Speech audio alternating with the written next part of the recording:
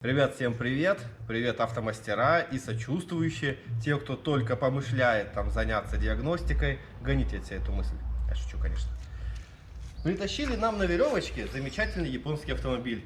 Мечта 2000-х, наверное, каждого третьего молодого человека, меня в том числе. Но не по карману был такой автомобиль. Но вот у меня сейчас, конечно, морально устаревший японец, чистый японец Toyota Vista. Притащили ее нам на веревочке. Это крайне печально для такого автомобиля. Но те, кто знает эти моторы, 3S переделанный под D4, переделан на заводе Toyota. Они решили такую выродить вещь, как непосредственный впрыск, установив его на старый мотор. Все его хают, а большинство парней, которые работают на Западе, его, скорее всего, даже и не видели никогда. Но ничего подобного. Сейчас я об этом расскажу. В общем, машинка приехала на веревке, она ехала, заглохла. И, собственно, больше она не завелась. Первым делом мы, естественно, смотрим по питанию, потому что тыкать дорогостоящий сканер в автомобиль, а все сканеры у меня оригинальные. Пошутил, да? Никто, наверное, не рискнет, поэтому мы цепляем просто OBD-тестер. Если по каким-то религиозным причинам и остальным у вас как бы нет желания его приобретать, то можете просто вольтметром протыкать, но это очень полезно. Мы видим, что у нас здесь на 4 минус как положено, на 16 плюс как положено, и есть на 6 ножке тоже плюс. Идем в файлик распиновка. В описании я его положу, мне не жалко. Смотрим, что у Toyota на 6 ноге есть коншина. Но у автомобилей 98 года, коим и является год выпуска этого автомобиля, коншины не было отродясь. Следовательно, 6 пин в этой модели криворульного автомобиля с рулем в бардачке используется для каких-то своих сервисных целей. Если у вас сканер, за который вы переживаете, я, конечно, советую вам отключить этот пин. Ну, у меня Treeline, он заточен под японцев, и в нем можно отключать линии. То есть у меня CAN, в принципе, в настройках адаптера отключен, на 6 ножку не приходит ничего, поэтому я подключаю, не боюсь. Если бы чего-то не было, мы бы уже поняли, что где-то обрыв по питанию. То есть первым делом мы проверили, есть ли питание на колодке, следовательно, на блоке управления. И, ну да, 6 ножка это косяк, но мы не боимся, потому что у нас Treeline. Был бы какой-нибудь другой сканер, мы, конечно, выдрали бы оттуда 6 ножку. Я вам показываю весь процесс от начала, хотя я уже, в принципе, все, что надо было, сделал. Ну, как бы, типа, объясняю, как я работаю. Это не урок, ребят, не подумайте, что я вас неправильно учу. Я так работаю. Мы зацепили наш адаптер. Первым делом просто глянем в диагностике, есть ли у нас какие-то ошибки. Вообще, отвечает ли блок. Используем мы Toyota TouchStream. Это оригинальная программа, которая работает по протоколу J2534. Мы видим здесь одну единственную ошибку. Нам интересует сейчас именно блок двигателя. Подогрев датчика кислорода, который нам вообще никак не влияет на запуск этого замечательного, в кавычках, автомобиля. Все параметры у нас выводятся, они нам сейчас не очень интересны, но они выводятся. Это хорошо. Да, мап показывает 97. 97 это то значение, которое у нас на мапе на включенном зажигании не заведенном моторе. Кстати, мап на этих моторах, кстати, очень главный датчик. Самый главный, если его отключить, автомобиль просто не будет работать. Ну, значение он дает, следовательно, и блок управления этот датчик видит, значит, он нам никак не может здесь помешать. Следующая предыстория, то что этот двигатель капиталили. Не знаю, сколько по времени назад, но по пробегу это примерно 6000 километров. Там, правда, судя по маслу, как-то это, наверное, кажется больше. Ну ладно, черт с ним. 6000 километров проехал автомобиль. Первая мысль была, что у него есть косяки какие-то с ремнем. Потому что у него обрывало ремень, загибало клапана, они здесь гнутся замечательно. И также я тоже подумал о том, что, скорее всего, возможно, либо перескочил ремень, либо коряво собрали. И опять что-то случилось именно с клапанами. Но это не дизель, это бензинка. Если бы 2 цилиндра у нас моросило, при правильном положении ремня она все равно запустилась. Но прошу вас к этому замечательному агрегату. Вот он. Ой, извиняюсь. олицетворение японской технологичности. Это очень древний, кто знает японцев, мотор 3S, которому присобачили вместо трамблера вот тут вот ТНВД. И получилась вот такая замечательная штуковина под названием D4. Еще одна мыслишка, которая посетила голову, это померить относительную компрессию. Сразу скажу, почему. Во-первых, добраться до свечей и включить датчик давления. Ну, вы сами видите, да? Катушки стоят под вот этой впускной хреновиной. То есть нужно снять весь впуск, чтобы добраться до свечи. Что касаемо датчиков. Датчик коленвала здесь есть. Он находится в таком месте, что подлезть туда без использования могучего русского языка в принципе невозможно. Так стояла у нас задача крайне быстрой диагностики. Я даже не заталкивал ее в гараж. Быстренько вот здесь сейчас мы снимаем осциллограмму, синхронизируемся линейкой на первом цилиндре. Автомобиль не запускается. Первый цилиндр и токовые клещи у нас на плюсовом. Но если бы, предположим, что произошел какой-то момент и компрессии не было бы там в одном и двух цилиндрах, она бы все равно бы схватывала как-то что-то. Но если все-таки ремень перескочил на такое положение, при котором он уже не может завестись, а бензинки, в отличие от дизелей, крайне лояльно к этому относятся, даже 3 зуба, если клапана не гнет, они будут вполне там как-то раком-боком, но заводиться. Здесь у нас же нет запуска абсолютно. И мы получаем стоковых клещей. И мы видим с вами следующую осциллограмму. Датчик синхронизации я добавил. Здесь мы синхронизируемся по первому цилиндру, чтобы было понятно все-таки, если будет у нас провал, то на каком цилиндре. И вот эти вот подъемы осциллограммы от токовых клещей, это наши, собственно, цилиндры. Методом банальной эрудиции мы выставляем линеечки на первый цилиндр и поехали по работе цилиндром 1, 3, 4, 2. Мы видим, что у нас на втором цилиндре есть небольшой скос в относительной компрессии. Ну, можем прекрасно понимать, что относительная компрессия это не мега показатель, потому что если компрессии не будет во всех цилиндрах, она будет одинаково у нас на осциллограмме. Но здесь по внешнему виду компрессия какая-то создается. Следовательно, хоть как-то он должен схватываться. Эта осциллограмма, ребят, будет под видео. В описании скачивайте. Смотрите, снята она на Demo 2.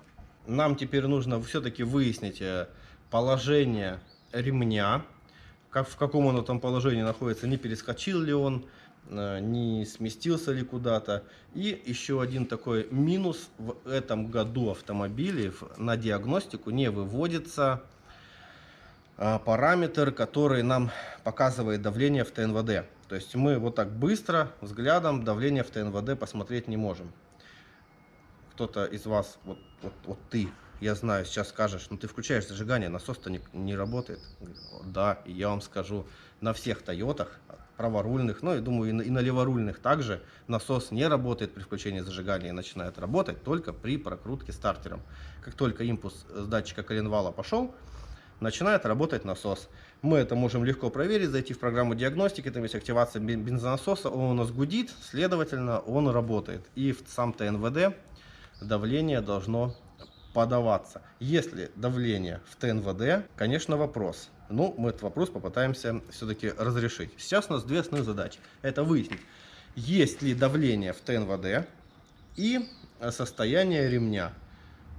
Для этих обоих вариантов нам нужно найти какие-то датчики, от которых нам, собственно, и следует оттолкнуться. Чем мы, собственно, и займемся. Так, ребят, уже темнеет. Я свечу на себя фонариком вот так, чтобы было еще страшнее. В процессе поиска датчики появилась мысль: а не открутить ли... Так, давайте я вот так сейчас сделаю. А не открутить ли топливный шланг, который идет с бака в ТНВД, и не произвести замер топлива? Потому что, когда мы активируем бензонасос с программы диагностики, такое ощущение, что он просто лежит в ведре, и там вот так болтыхается. То есть все мы знаем примерно, как звучит бензонасос, который постепенно нагнетает давление с нуля. То есть он там, и он работает под каким-то таким напряжением, натужно, я бы так даже сказал.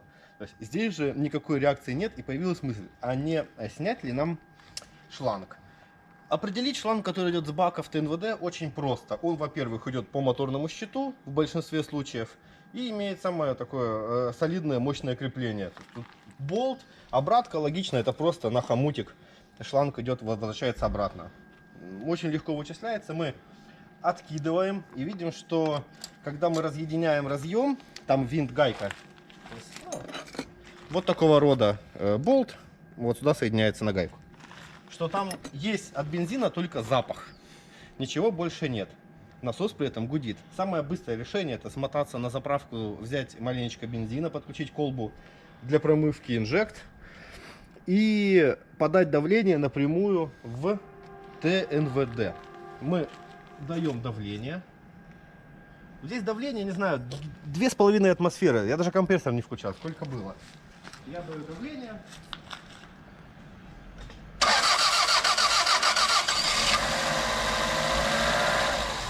Вот теперь у нас вопрос. Либо датчик уровня топлива врет, и в ней просто кончился бензин, либо бензин по каким-то причинам не попадает.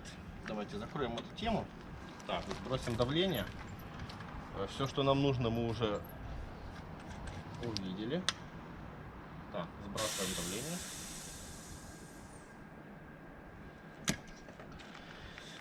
Либо бензин по каким-то причинам от насоса не доходит до ТНВД, либо там просто врет датчик уровня, и там кончился бензин. У нас сейчас есть тут 5 литров бензина, ну вот мы отсюда сейчас сольем, будет там 4,5. Мы заливаем его в бак, пробуем. Если бензин у нас будет бежать с патрубка, то следовательно там кончился бензин. Если не будет, то нужно будет снимать сиденье и смотреть, что случилось с магистралью. На улице уже темнеет. По крайней мере, мы без каких-то там заморочек, таких вот углубленных подключений датчиков, выявили, что у нас проблема была с топливоподачей. Если бы был датчик давления в ТНВД, а он, я думаю, есть, но стоит на топливной рейке. Топливная рейка здесь заныкана так глубоко, что, ну, конечно, в итоге пришлось бы до нее добираться. Но мы обошлись маленечко другим способом. Как бы мы замерили давление, если оно не выводится на диагностику, но есть датчик, мы просто подключили бы осциллографом и подавали бы давление, крутили бы стартером и смотрели, меняется ли давление в ТНВД. Также вот здесь сверху стоит регулятор давления. Вот он, это обычный соленоид, который работает на управлении широтно-импульсной модуляцией. Что еще нас подтолкнуло? Мы просто-напросто берем супертестер с кабелем для работы в режиме силовой широтно-импульсной модуляции.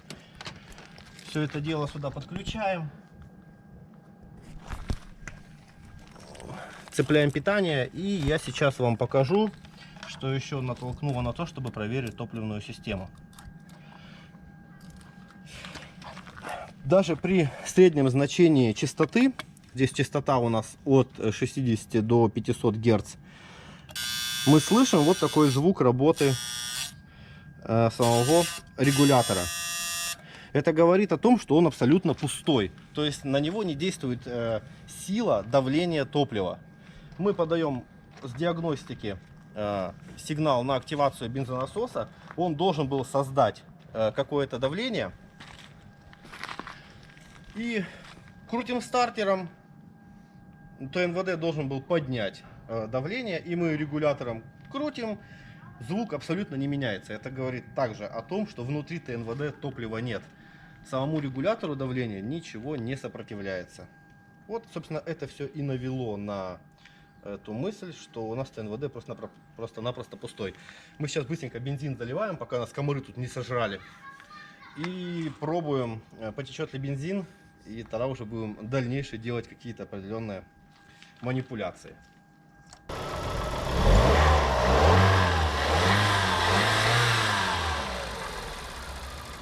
Ну все, ребят, мы гудим вместе с автомобилем.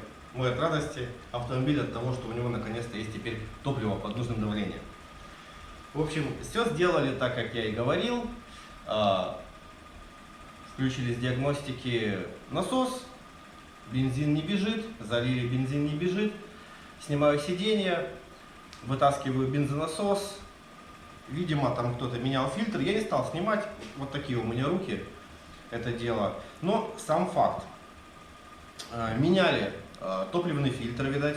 И классика жанра уже последние, не знаю, 4 дня неправильно собрали сам вот этот блок, который, где там же и топливный фильтр, все. В общем, его собрали неправильно, и одна затычка, которая должна стоять была в определенном месте, просто там болталась. Плюс к тому, что вот этот насос, который туда установили, взамен, может быть, вышедшего из строя японского, Ханкапарт какой-то, издает только жужжание, больше ничего. Заменил я насос на не новый, но японский. С Владивостока я покупаю насосы и разные запчасти для стендов. Свеженькая партия пришла насосов.